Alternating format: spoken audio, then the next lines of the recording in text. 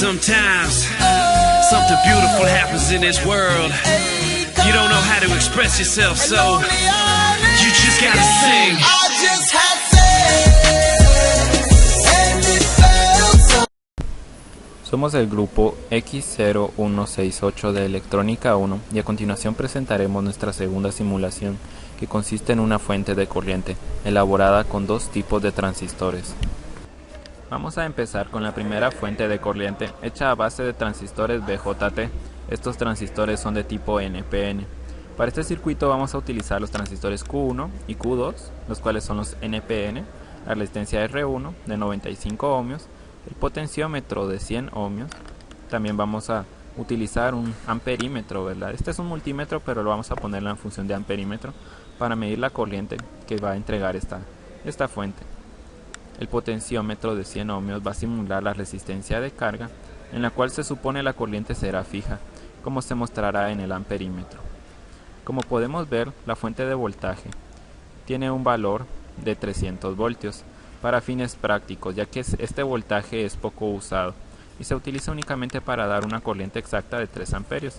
Como nos dice la ley de Ohm, 300 voltios dividido 100 ohmios nos da 3 amperios, al momento en el que el potenciómetro está en su 100% de 100 ohmios. Este potenciómetro va a variar dependiendo. Como podemos ver, ahorita se encuentra en el 15%, lo cual nos indica que se encuentra en 15 ohmios. It beats for you, so listen close. Hear my thoughts in every note. Oh, oh. Make me your radio and turn me up when you feel low. This melody was meant for you, so sing along to my stereo. Observamos con la simulación y vemos que se observa 3.021 amperios y la resistencia está a un valor cercano a 0 ohmios. Como al momento de iniciar la simulación se observa un 15%, entonces el valor de la resistencia del potenciómetro es de 15 ohmios. Esta configuración de transistores se conoce como espejo de corriente, en la cual la corriente que atraviesa la resistencia y el transistor Q2 es la misma que está reflejada en la resistencia de carga, como lo es en este caso el potenciómetro y el transistor Q1. A continuación vamos a variar la resistencia del potenciómetro para ver que la corriente permanece constante en este caso, y la variación es ideal para este simulador, por lo cual vemos que no cambia la corriente en el amperímetro utilizado. Variando el potenciómetro, vemos que la corriente es constante. A continuación estaba en el 15%, vemos como al cambiar este porcentaje la corriente no varía. Esto es idealmente verdad, debido a que en la realidad la corriente variará en pequeñas cantidades.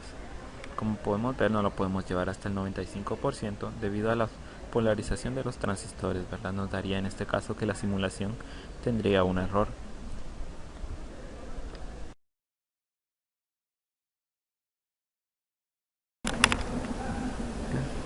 Ahora usaremos un transistor FET en una configuración diferente para una nueva fuente de corriente.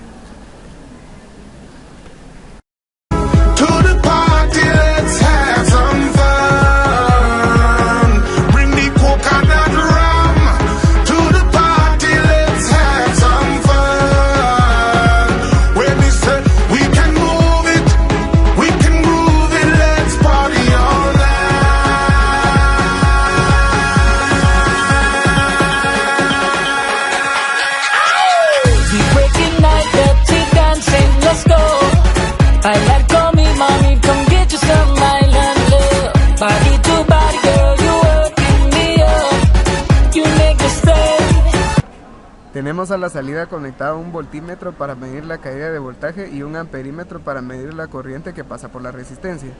Empezamos con una resistencia mínima. Empezamos la simulación y observamos que en la salida el voltaje es aproximadamente 0.2 voltios y la corriente es de 4.7 miliamperios. Luego empezamos a variar la resistencia de carga y nos podemos dar cuenta que el voltaje cambia, pero que la corriente se mantiene constante. No hay una gran variación en la corriente conmutando la resistencia desde 0 a 1 kiloohmios. Ahora, Aumentaremos el rango de resistencia para ver lo que sucede. Cambiamos el valor de la resistencia de carga a 5 kiloohms. Ahora vemos que la resistencia de carga está en 10%. Asimismo observamos que la salida de corriente es aproximadamente la misma y el voltaje es de 2.3 voltios. Empezamos a aumentar el valor de la resistencia. Vemos que la caída de voltaje cambia y la corriente es constante.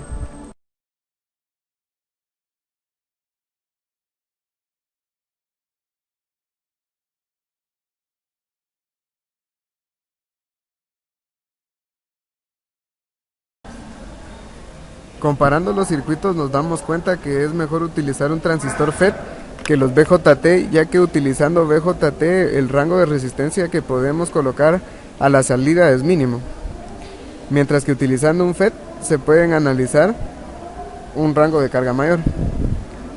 En las gráficas observadas en el reporte de la fuente de corriente con transistores BJT, variando la resistencia de carga desde 0 a 1 kiloohms, se observa que se tiene un decaimiento relativamente grande en comparación al decaimiento que tiene la corriente utilizando un transistor FET.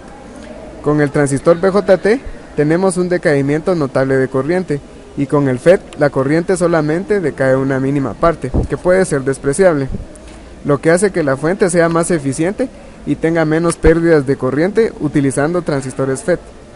Gracias por su atención.